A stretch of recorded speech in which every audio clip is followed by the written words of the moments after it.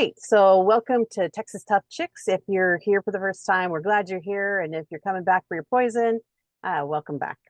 We're gonna just address a couple things. We talk a lot about the border, and that's a conversation that Viv and I have a lot because of what's happening in our country, especially in Texas. But really came to light when a video resurfaced that Biden gave a speech in 2007. I think it's August of 2007. Yep. Concerning his ideas on the border. We will play that for you here. We want to give we'll give a few kind of precursors to it, and then we'll play the video, and then we'll come back and give our 2 cents on it. So Viv, what was your first take on that? Well, it's always that back in the day, so many of the politicians on both sides were like, oh, we can't have an open border. It's so dangerous to our country. You know, the drugs. Oh, we worried about the drugs. And I heard a stat today that 120,000 Americans have died so far from fentanyl during this administration alone. I heard that the fentanyl is actually being mixed with other things now that are even worse. So again, they're hypocrites. That's the thing to me is like, what is your ultimate goal by letting all these people in and then lying about it and killing Americans with drugs, and not to mention the sex trafficking stuff that goes on? That just makes me sick. Do you really think they care about the fentanyl? Because I'm getting the impression that they really don't. I don't really hear out of the Democrats or the left's mouths anything about the fentanyl. No, and it's an epidemic. If you talk to anyone in the medical field, if you so many people are saying this is an epidemic. This is killing people. We have Narcan on the streets with every police officer now with civilians. You know, we're administering medication. You know, to save people's lives, and they don't seem to be really on board with that. They just don't even address it at all. It's like they ignore it, and just like everything else, if they ignore it, we'll just pretend like it's not happening. We'll just pretend that the border is secure, like right. You know, we know already that it's not all, not even close. It's not even. It's a very small percentage of Mexican families trying to come over to better their lives. Right. Yes, those Mexican families that are coming over. Yes, absolutely. I believe 100%. I see them. They work hard. They're hard workers. Right. But that's not the people that are coming across. We're seeing a bunch of people from other countries coming over, and they're all young men. I think we're up to 170 different countries now. Yeah. With a lot of them now being from China and West Africa. I think it really is their vote. It has to be their vote. There's no other explanation for it. So, so before we get into the video, why is this man doing this completely 180, like absolutely when you see the video, which we're going to show, it is like you're hearing a Republican talk, basically, is what you're hearing. Oh yeah. What happened to this man? What happened? Except for dementia, what happened? Right. Well, because he's a liar. He always been a liar. He's a liar. So whatever he said back then was probably a lie. He probably didn't really believe it. Yeah. Whatever he was saying at the time was probably the flavor of the day to be in politics. You know, that's what his party was pushing. Now his party is not pushing that. They're pushing something else. So he has to be the spokesmouth for them. But it's not his words, I don't think. I think that they prepare his speeches. They tell him what to say. They tell him what to think. They tell him what to do.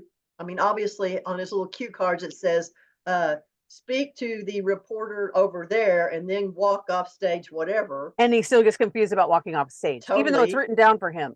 Right. And even though they've probably gone over it like 15 times with him. Go to your right, go to your right, go to your right. And he still wanders around looking behind the stage. I don't know where he's looking. And shaking hands with nobody. The air is there. Yeah. Maybe he has, hallucinations. Maybe there's someone there. He doesn't, I don't know. Let's just take a look at the video and let's let it run. We're gonna let it run. It won't be that long. I think maybe 5 minutes. It's about a 5-minute investment of your time. And let's just take a look at Joe back then. So we're talking 16 years ago, not that long ago, 17 years ago. And Joe now, or Mr. President now. Relations Committee. I've been arguing for the need to put more protection at our borders, meaning that you have more border guards. This president refusing to add the number of border guards, now said he has to send the National Guard down.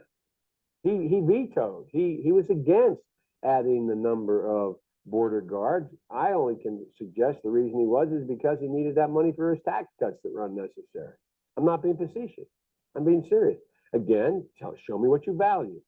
He had put a higher value on tax cuts for the wealthy than he did on protecting the border. And all of a sudden, the public responds, and now he says, now we got to send the National Guard down there that's already overstretched by God knows how much. You know the units going in and out of your own state, going to Iraq and Afghanistan.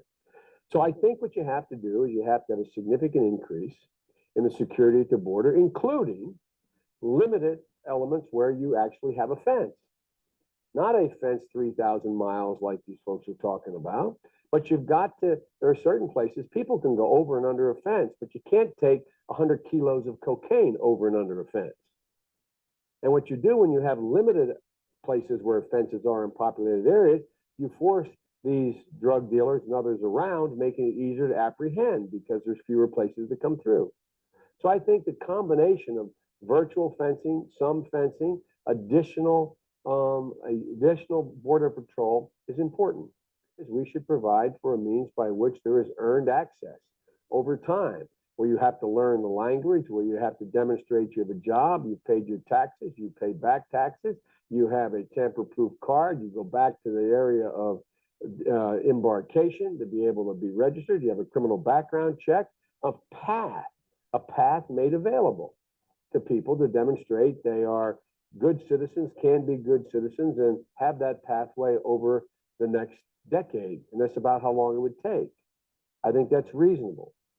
But I don't go for this idea of having the allowance of a significant increase, several 100,000 people a year, to take regular jobs, particularly in the construction industry.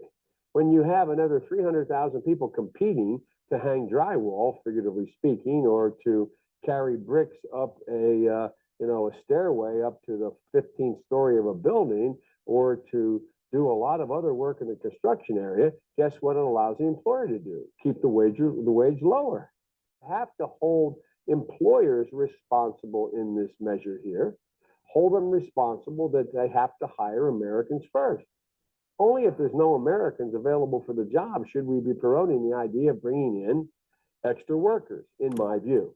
And by the way, everybody thinks every undocumented is from Mexico. The truth of the matter is that half the undocumented, more than half, are not Spanish speakers. There are people who have come here and overstayed their visas. There are people from Europe. There are people from Asia. There are people from Africa. There are people from the Middle East. They've overstayed their visas. And we've used there's been a little bit of race baiting in this debate here. That somehow it's all those Mexicans that are coming across and they're going to, I actually had a woman ask me, and God love her, I think she meant it. She said, isn't this the way in which they're going to take back Texas?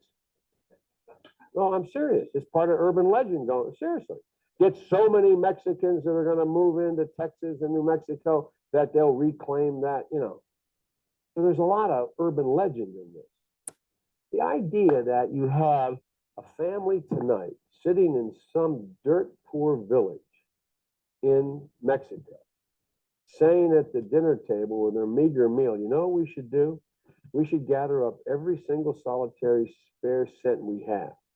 We should sell everything we have to get enough money to pay to a bunch of thugs who are going to put us in an airless tractor trailer, drive us up to the border, send us across the desert, which we may or may not make, to go to a country that doesn't want us, to speak a language that we don't know. Let's go. We can hardly wait to leave. We can fix this problem in 15 years from now. We're going to be saying, what are we going to do about the flow of illegals into the country of the United States of America? So they're the elements of the way I'd go about dealing with it.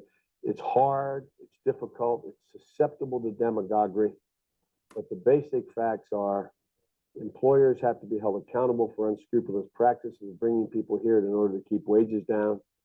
We have to protect our border by putting more infrastructure and investment in the border to be able to control it, not just for immigration, but for drugs. And we have to provide a pathway for the people who are here that earn the opportunity to become American citizens. what do you think? I mean, is this the same man that is our president right now, letting Well, in 10 it million is people? because he's a liar. Well, he's a liar now, and Well, he he always has been. probably is a liar back then. I, Yep.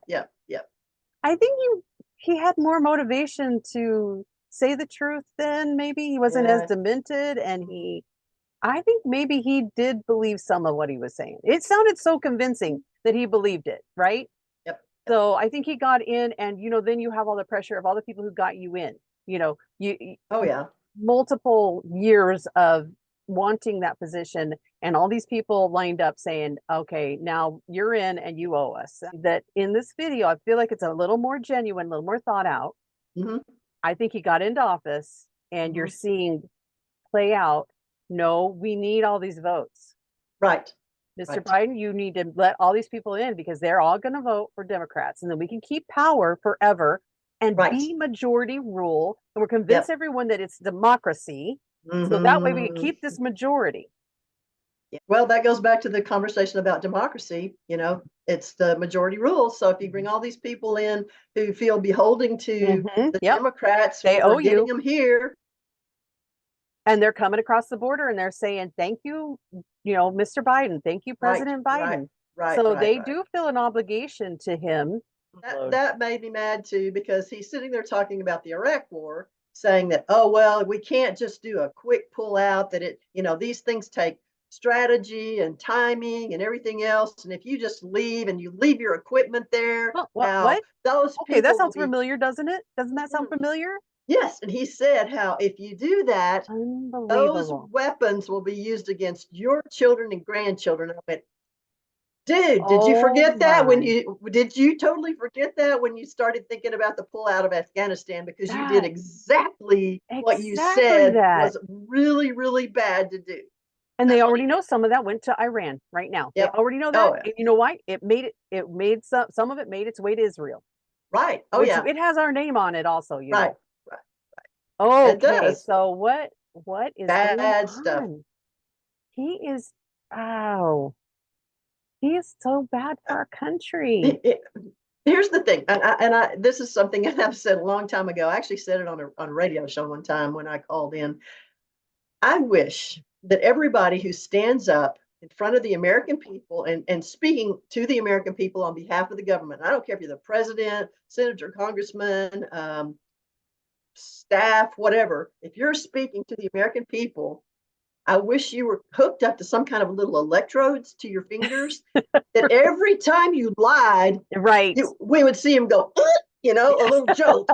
Because then you would know a monitor on the screen where it goes whoop, way up and then down. Something just he's lying. Okay, so this is what making me crazy about this also. Everyone is asleep. Yep. They don't give a crap because you know what? They can go charge on their credit card and they get everything they want, and they can drive their little electric cars and they can, whatever. I mean, so no one cares. It's like we have this whole generation of people now that they just don't even care. They don't even have a conversation about it. We've talked about this before. We've had friends where we start a conversation and they just go like blank, or else they do this, like looking straight ahead. Yeah. Or they give you the, I'm sorry, I don't want to talk politics. Okay, you are living politics right now. Right. If you're in America, you're living out the politics because it's affecting you directly. Yep. Your gas prices, your food prices. We just got a notice from our electric company. The bills are going up even more. Oh yes. That's politics. That's who's in office. Right. That's directly related. They can try and blame the other guy, the guy in before them, but now we're 3 years in. There's no one to blame but them. No one. Sorry. Right. You said you'd fix the problem. You didn't fix anything. You made everything worse. Do you remember he promised from day one that he was going to cure cancer? Oh, well, yeah. Well, isn't it cured? I thought it was. No, not last time. I don't think so. Not the last time I checked. I wouldn't be as adamant about it if we had the guy we saw in the video. But we don't have that man. I don't know where he went. He disappeared, and now he's taken over by someone else completely different.